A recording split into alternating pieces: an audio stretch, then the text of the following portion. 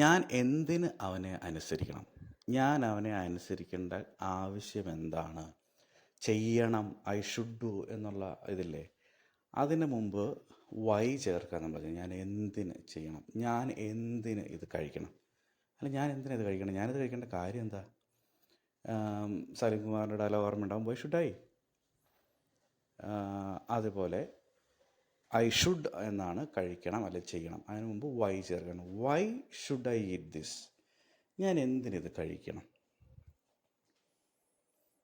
എന്തിന് ആൺകുട്ടികൾ മാത്രം എൻജോയ് ചെയ്യണം? നമുക്കറിയാം, ഒരു സ്കൂട്ടറിൻ്റെ പരസ്യത്തിൽ നമ്മൾ കണ്ടിട്ടുള്ളതാണ് ഈ വാചകം.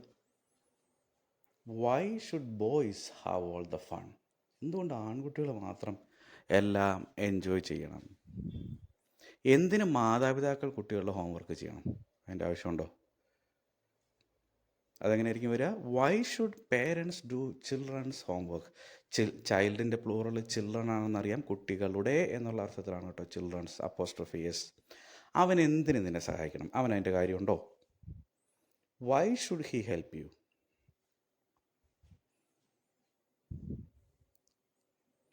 അവൻ എന്തിന് ആഘോഷിക്കണം? ആഘോഷിക്കേണ്ട കാര്യമാണ് ഇപ്പം അവൻ എന്ന് ചോദിക്കില്ലേ?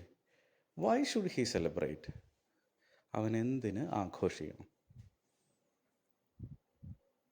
അവരെന്തിന് നിന്നെ ഓർക്കണം? അവരെന്നെ ഓർക്കുന്നില്ല എന്നും പറഞ്ഞ് വിഷമിച്ച് വന്നേക്കുക. അപ്പോൾ ചോദിക്കണം, അവരെന്തിന് നിന്നെ ഓർക്കണം? Y should they remember you?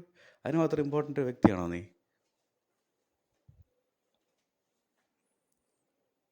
അവരെന്തിന് നിന്നെ ബഹുമാനിക്കണം?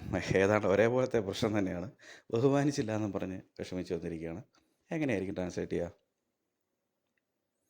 Why should they respect you? They should respect എന്ന് വെച്ചാൽ അവർ നിന്നെ ബഹുമാനിക്കണം. Why should they respect you? എന്തിന്? അവൾ എന്തിന് നിന്നോട് ക്ഷമ ചോദിക്കണം? അതിന് മാത്രം വലിയ തെറ്റ് ചെയ്തോ? Y should she apologise? ക്ഷമ ചോദിക്കുക എന്നുള്ളതിന് ആസ്ക് ഫോർ ഗീവ്നെസ്സോ അങ്ങനെയൊക്കെ പറയാമെങ്കിലും ഒറ്റ വാക്ക് അപ്പോളജൈസ് എന്നാണ് കേട്ടോ. അവൾ എന്തിന് നാളെ വരണം? നാളെ അവൾ വരേണ്ട കാര്യമില്ലല്ലോ. ട്രൈ ചെയ്ത് നോക്കൂ. Why should she come tomorrow? ഇവിടെ ആവശ്യത്തിന് ആളുണ്ടല്ലോ. Why should she come tomorrow? ആദ്യത്തെ സെൻസ്, ഞാൻ എന്തിന് അവനെ അനുസരിക്കണം? അനുസരിക്കുക ഒബേ ആണെന്നറിയാം. ട്രൈ ചെയ്യൂ. Why should I obey him?